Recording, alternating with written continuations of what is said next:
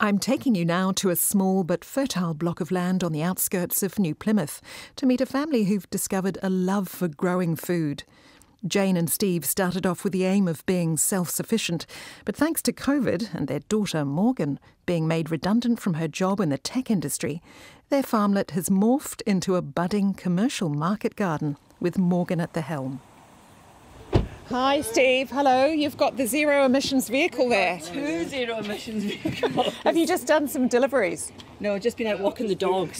Yeah. This look perfect dog kennel. Oh yes. And delivery vehicle. Oh. That's Jane Allen and Steve Kane. They just pulled up outside their home as I arrived. And Eden. Yes. Yeah, Hi Eden. Yep. Oh, Met. that's lovely. Already. Yeah. Awesome. So it's a team. Well, it is a team. It is, but yeah. Yeah. She's the driver. Morgan will tell you all about it because we've been here for 8 years. Mm-hmm. Yeah. And then Morgan and Eden, well, they weren't going to be living with us. This was our place, and really for self-sufficiency. So we developed it all for that. And then Morgan will tell you during COVID, they came and lived here and started to get into the garden. And Morgan started her own project. And I've come to find out more about that project and how their daughter Morgan and her husband Aidan Mitchell came to be on this 1.6 hectare lifestyle block in Brixton on the northern Taranaki coast. As her mum said, it's Morgan driving the venture called Clarty Produce. She's gone from one startup to another, from the world of tech to the world of growing food. During COVID, I fell in love with the garden. And at that time we were travelling in Mexico, and then we had to come home because of COVID. And then we moved back in here, and then it was autumn, which is, a really busy time in the garden. So we got right into it, and it was locked down and we were unemployed. So we were just doing full-time gardening. And then we moved to Wellington, and I went back to my tech job. Morgan ended up losing that job, but she was ready for a change. Getting made redundant really pushed me to start the market garden. I'd been thinking about it since we moved back, and I did an organic horticulture course at Land-Based Training.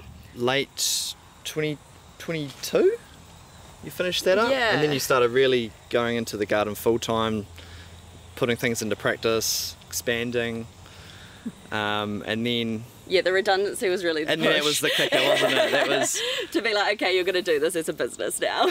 Yeah, you've been talking about it, and that was kind of the nudge you needed, wasn't it? And Aidan, are you keen on the horticulture side of things as well? You have a full-time job, don't you? Yes, yeah, I do have a full-time job. This. If you had asked me sort of 8-9 years ago, this is what I would be sort of easing into, I would have told you being crazy, but I love it. It's just the lifestyle, the connection with nature, the seasons. I think it's really healthy for physical and mental health. And the aim is for you to get into this full-time as well? I think long-term that is the goal, is that we can be sustainable here doing what we love, selling fruit and veg to friends and family, and sustaining an income and building a community around that. At the moment you're the cash cow though? Yes, at the moment I'm the cash cow. So work from home Wednesdays, it's quite nice to feel a little bit more in touch with everything, and I'm the sort of the chief harvester, so after work I'll come home and look at the courgettes and the tomatoes and all the things that need daily harvests.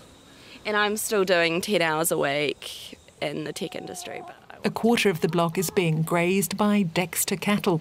On the rest, there are 100 young avocado trees and beds of vegetables, fruit trees, compost bins and a worm farm, a patch of experimental blueberries and the odd, more unusual plant. it's got beautiful soil. They call it the Golden Triangle. It's all along the coast, and then up the top near the mountain of soil. And we can see the mountain. Yeah, we can up. see the. It's a beautiful clear day today. This is one of my favourite spots for watching the mountain and the sunset here with the mountain as well.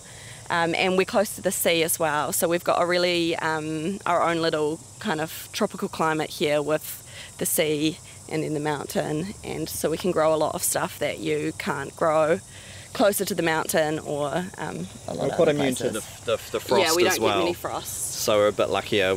Our seasons can be slightly longer than some other places, and it allows. That's why we have 100 avocado trees. It's a little bit more of a good spot for those types of fruit and veg. Now we're just going into the main growing area that we converted about 4 months ago. So it's still very new, this area. Half the paddock is in avocado trees, and they're almost ready to start producing. They're actually more dwarf avocado trees, so we've planted them closer together. We'll keep them a certain height and we'll prune them a lot so that you don't need to use ladders, things to extend to pick. It'll be a lot easier. No cherry pickers. And so eventually they'll actually kind of merge into, it'll be like an avocado hedge all around. The name Clarty Produce is a nod to Morgan's Scottish heritage. Clarty means dirty, especially in the sense of getting covered in mud. They're in their third season getting their hands in the soil. Their first vegetables went in last spring, and the idea is to use organic principles. So we've grown organically on the property since they bought the property. 8 years ago. Yeah. But you're not certified? Are you not certified? No. So we can't say we're organic when we sell or anything. But you're not using any sprays? No. And we make all our own compost and fertiliser and everything as well. So we try not to buy in anything. We've got like a bit of a closed loop system. So I think a really important thing to note as well is this is a lot of the first time this paddock's been used to grow vegetables. So that's kind of probably given us maybe a false sense of security of how good the soil is because it hasn't been grown in before, so it's all the nutrients are there. That's why our courgettes did amazingly well. I've never seen courgette plants that big in my life. If I miss a day of harvest, they're marrows.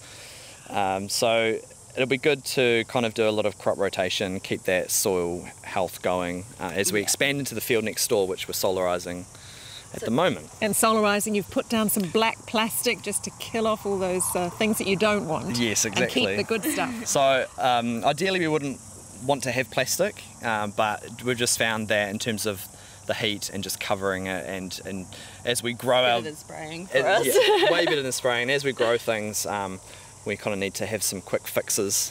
Where do you get your knowledge from? Are you talking to people or are you online? A lot of different places. I like to read. I read a lot. I get it from people I talk to, like my mum, other people at the farmers market, everyone I did the horticulture course with, and the teachers from the horticulture course as well. I like YouTube videos, TikTok, so basically any podcast. I consume any kind of media and just get it from everywhere. It's been a year of experimentation, growing kumara a little later than most and trialling different types of blueberries. So we even find that we have other little microclimates within the microclimate, so growing on the other side of the property that's really sheltered where you can grow bananas. So our goal is diversity. So we've got a few things in for winter already. We've got a lot of different brassicas. We've got Brussels sprouts, cauliflower, broccoli, and all different types of those within that as well. So you'll see we've got broccoli here, and this is cabbages in here. We've got our coriander patch here, which was all our seed-saved coriander from spring and summer, so we let it go to seed and then collected all the seeds, and then I just threw it down really, and here we go. And I just this morning I sowed a bunch of seeds as well for kale and silver beet. We've got leeks and celery going too. And so you'll be supplying the farmers market with these winter veg throughout the winter? Yes, yeah. You'll have enough to do that? Yes, we should do. Maybe not every single week. The beauty of the farmers market is you can kind of take what you have when you have it. And that's why the farmers market's like a good outlet for when you start growing. So you don't have to commit to going once a week? No, you don't have to commit, which is amazing. I think that's a really good thing they do to make it more accessible to everyone and kind of encourage people to start growing. Yeah, especially for the smaller growers, as we don't have a lot of produce and we're trying to expand, that every second week's kind of more appropriate for us. And Morgs was doing veggie boxes for a little while as well, so we took a break from the farmers market and we had 10 subscriptions to our veggie box that we delivered every Tuesday in our e-van. I called that the summer produce box, and now summer's kind of come to an end. We're pulling out all the summer veg, planting in the autumn one. I hope to be able to offer a year-round veggie box once we've got more space to be able to supply that many people with that many different vegetables every single week. Yes, and I imagine that is the trick, isn't it? To know what's coming up, that you can actually supply that amount of food. Yeah, because it's about 5 to 7 different vegetables every week. We've always said self-sufficiency first and then sell the excess, and that's been really great, especially now with the price of food. There's a melon there that needs harvested in the middle. Oh, yep. That one might be a bit That's past it. for the chickens. So that's the thing, nothing ever goes to waste on the farm, because we'll either eat it ourselves or sell it if it's up to standard, or we'll feed the cows or the chickens. So we never feel bad. Well. Never feel bad about waste. It's always going back to the earth. Oh, your chicken friend's following us. These crates here are used for the harvest, or are they composting bins? This is the compost setup. Almost went past the compost. So we do hot compost. We've actually got about 4 different types of compost that we do. I have a worm farm that I use the wormweed when I'm planting to dip it in and give it like a boost before it goes into the ground when I'm transplanting, and also use the vermicast for a really rich fertiliser. And then we do hot compost, which is these bins here. It's a bit stinky. Yeah, it's beautiful. Very alive. Very alive. And then we have our chicken compost as well. So we just chuck all the weeds into the chicken coop, and the chickens turn it all over constantly, and then eventually that becomes nice soil as well. So that's kind of most of our composting methods. This is a loofah plant. What's a loofah plant? So it's this is actually an experiment. It's our first time growing it, but this is one plant and it's just gone crazy. So these can become like your cleaning scrubbing brushes. You chop them into bits. You can use it in the shower, or you can use it for cleaning dishes, that kind of thing. The actual fruit that comes off it? Yeah, so you dry it out, and it's like a wiry kind of material. It looks like a huge, big cucumber. Yes, it's the same family as cucumber. And are you going to be producing those loofahs? Maybe. We'll see how we go first. Another string to your bow. Another experiment that we have ongoing. We like to try new things. Anything we can do to cut out buying at the moment we use the coconut fibres to maybe scrub dishes and things, but if we can use a loofah or have a loofah in the shower, then... And then sell them at the farmer's market too as a bonus, so... Bit of a novelty. The chicken seems to like it as well. Still following us around. And there's also ashwagandha in here, so we were experimenting with ashwagandha as well, growing that, which is another one of those plants that like that warm tropical kind of weather, so we've got a good climate for ashwagandha. And is that something you eat? It's a medicinal herb. It's meant to be really good for like the nervous system and sleep, and so you can grind the roots or you can do the leaves in tea. So there's lots of that, And we're also growing the plants and selling the plants because you can't really get them anywhere. We've reached the roadside, and this is your little roadside stall. Yes, so it's currently shut. Yeah, we had it open for, I think it was about 5 months, with no issues at all. And then, we had the money box stolen, and then just a few little bits and pieces. And we thought, it's kind of the end of the season now anyway. We'll just close it and focus on other areas while we're still expanding. So the distribution of your harvest, this is obviously one of the things you need to get right so that you can continue to keep doing what you're doing. Have you sort of come to any conclusions yet? I think the boxes are the best business method. Farmers market is best for flexibility, so we'll keep going with the farmers market. And also I love the community vibe of the farmers market and chatting to people, but it is a big couple of days and takes up your whole weekend, so that's kind of the downside there. And I haven't been marketing the website though, but I think if I did want to push sales through the website, I could push a little bit harder with marketing and get it going. Now, the ultimate aim of this is to be financially self-sustainable as well, I guess, and you coming on full-time, Aidan. Yep, definitely. That'll be our long-term goal. And Morgs and I, we like to spend a lot of time together, and we find that things are less of a chore if we're doing them together. So I quite like that feeling. So sometimes when I'm at work, I kind of wish I was at home helping Morgan plant the potatoes or, you know, something like that. It just kind of, just is a bit more fulfilling kind of work. It's the lifestyle that we want. Don't you miss the city life? You were in a busy job, in a busy role, a busy office, lots of people around, I guess. Now you're here on your own, or when Aidan's not here. I don't miss that at all.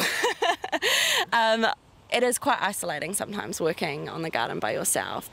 That's the good thing about being on this property as well. There's always people around, like my family, and that's really nice. And then the farmers market helps with the community feel. But that's something I definitely want to work on, is building more of a community around the market gardening and a network. In the past, we've actually hosted some help-ex or workaways. So a couple of weeks ago, we had a really lovely French couple, and they came in and stayed with us for a week while we fed them, and Morg's got to work with them in the garden every day, you know, doing lots of weeding, lots of tasks that we've had on our to-do list that we never quite got to. But that was quite fun, and we would like to do a bit more of that going forward, so we can host them and sort of meet new people, and they can learn things from us and we can learn things from them. Sort of share our lifestyle with other people. It's lucky you have got this access to land, isn't it? Yes. Oh, that's the biggest thing. Yeah, we would have had to rent, and then there's always risks with renting for doing something like this, especially you put so much effort into the soil and regenerating the soil and get it to a really good thing, and then they can just be like, your lease is up. No, you mentioned before about how COVID had changed your outlook. Yes, so COVID made me really think about my role in society. I didn't feel like I was really doing a necessary job for the way everything works. I do something more physical with my hands and seeing the outcome and being able to feed people, and something that's necessary for survival a little bit. A shift in thinking for you. Absolutely, yeah. After checking out the beehive and the food forest, multi-layers of strawberry plants, blueberry bushes and bigger fruit trees, we head to the house to taste some of the produce. What have we got here, Jane? Well, we've got some blueberry muffins from our freshly picked blueberries, and Morgan's grown this beautiful honeydew melon, so we're going to have a little bit of that with our glass of water. And we've got some of our honey that Steve and I just took off last week from the bees, which is very yummy. Ooh, looking forward to trying it. Now, I've just been hearing about your desire for self-sufficiency when you came here. Just tell me a little bit about why you came. Probably all starts why we came to New Zealand. That was always our dream, and I don't think we'd have managed self-sufficiency in Scotland, would we, Steve? So, yeah. So it's taken a long time to get here. And when did you come from Scotland? We've been here for 32 years. Still a little bit of an accent.